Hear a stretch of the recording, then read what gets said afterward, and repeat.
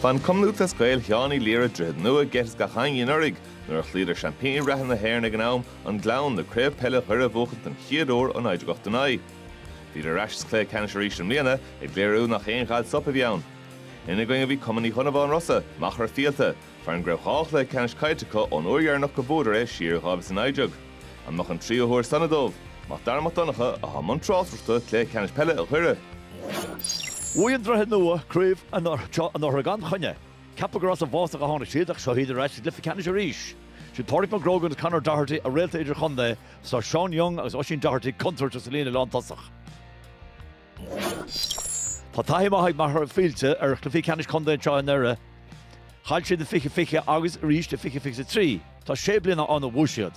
Siad Conor McCluskey's own McAvoy animróirí ahananta idir chunde as chunne súlar an lán tasach Sheáin Hebron. Slú bra baile an teoga. Páirc an gentrach an seo an éire. Tá ráig cenach robáile Derry beidir a tamil bhí. Ábhí an ríd siad lútear láidir le cormhacha ír.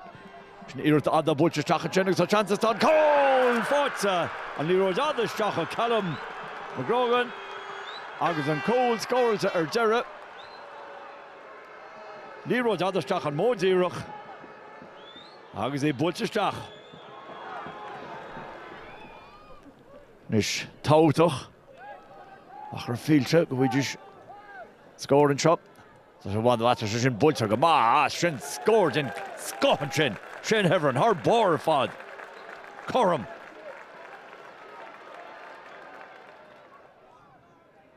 Sheáin Ceannais go Droichead Nua a ríist. Ar nói. Tuigh nín conspóideas glyfa le Ceannais. Dríd hain. Sreach néile fan le seo an lán tasach an is Sheáin Young. Fáteach Seán Young a brenn is brach, tá sé mar glíhán ar yes, tá sí búte go deasfach Sheáin Young agus tá Droichead Nua ar chun céin.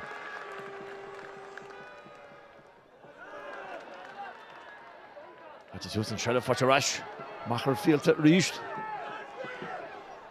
Teach go tré an teachanis, Táirc Mac Grogan. Fáte Mac Grogan, treasa go Sheáin Hebron, Chanceig Hebron ar scór. Sí bainte agus cól fáte ag Hebron ar Dhoire, Hebron na damse. An tain scór a lí go dí seo ag Machaire Fíolta. Tá sí dimí chóchódín chun cín ríist. Anionsaí ag an lecholaír chlé san ar hitse haringse.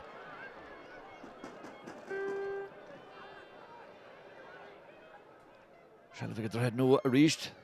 Tá teacht trasta na parke. Dol mór an tá etra an teachanis ríist an seo. Bort na geltach. Sinna Sheáin Young for Colin Jessney's luhas tá Canberra eile fáteige. An virtual tasach gimmers go maith an seo.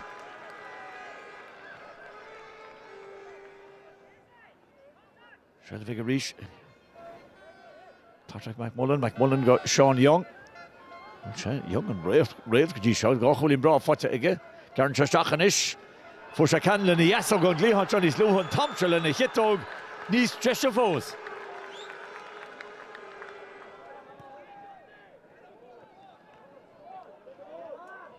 Sheáin bhac a ríist.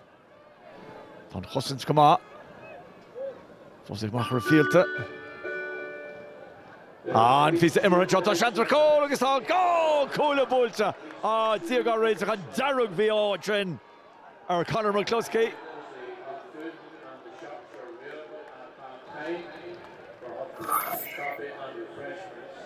Rí sé rinn sé gachrúd ceartá rinn sé gúlbáireach Mark an Horton gúlbáireach má.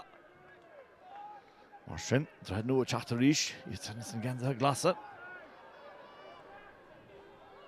So Oisín Doherty a bola a cúlin áling ag Oisín Doherty. Tá cabhra álaigh Sheáin Young ar Derry tín seo.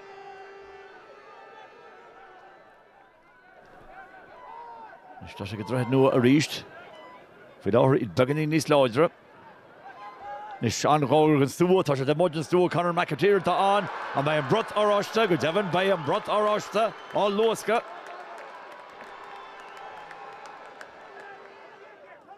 Machaire Fíolta is tá scóir a tastal watha. It's cúlín chun Derry, nis ar nói, seachas mar bhíoch, ní hanford céine bheith cúlín chun Derry.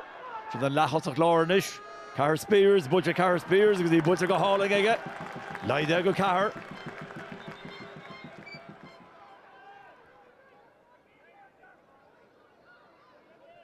Droichead Nua Chatterish. Seán Young. As I got Patalon shot, I shan't see Seán Young to the Butcher. On towel to goal bar. On towel to goal bar. The action again and Chinnig Shea McGuckin. As Rinne Maha, Roovers and Scottish Seán Young. Fi'n chick yma, beid yna do'n cwch din tiach fi, action astroch, dent goal bar.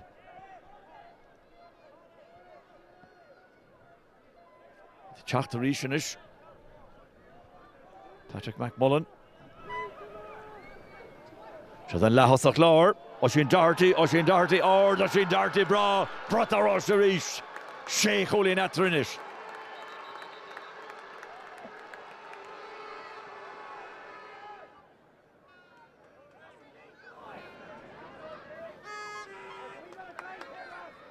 And Chevnish Gavarlar Parke, on McAvoy, on Chevnish Gavar, a 14ish. Agus is sin bute Dan Higgins agus bute go hála aige agus Brota Rossa agus an ish níl atrach Peile. Machaire Fíolta Chatterish an atmosphere Ceannais ag de Ceannais shot. Gobar gob na fórne. Droichead Nua chun cínu chun smógan am ach is begata atra. As sin bute Machaire Cormac Murphy, Crane. An ish on Barnes Lou.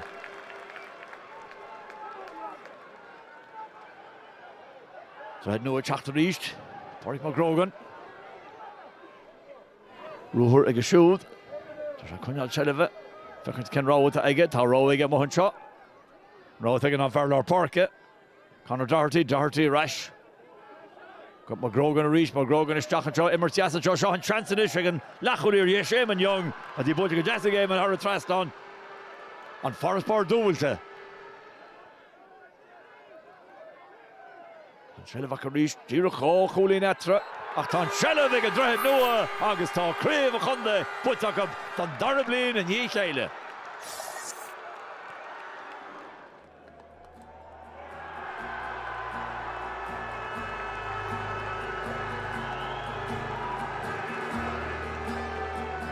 Superb.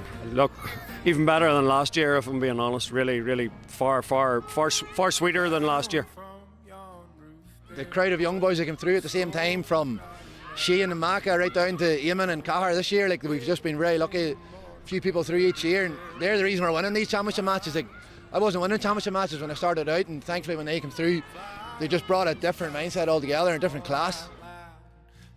I thought we started reasonably well, and we know their threats, and they scored 10 goals so far this championship, and we worked all week on trying to cut that out, and to get them down to 1 we were pretty happy with. Rocks pulled off a superb save for us in the first half, so look, defensively I was really happy the way we played. If I can say it, we were completely written off. You know, last year was a fluke. Newbridge won it too early. They had no right to win it last year because Glen were All-Ireland champions. We heard all that.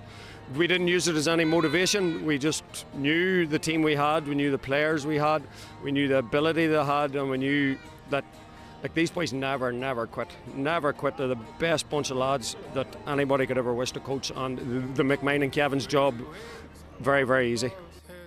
Probably last year people thought we were like a one-trick pony, or we were lucky to win it. I know people thought we were beaten. Dungiven won the championship in the first round, but thankfully, look, we're standing here today with JML back down the road again.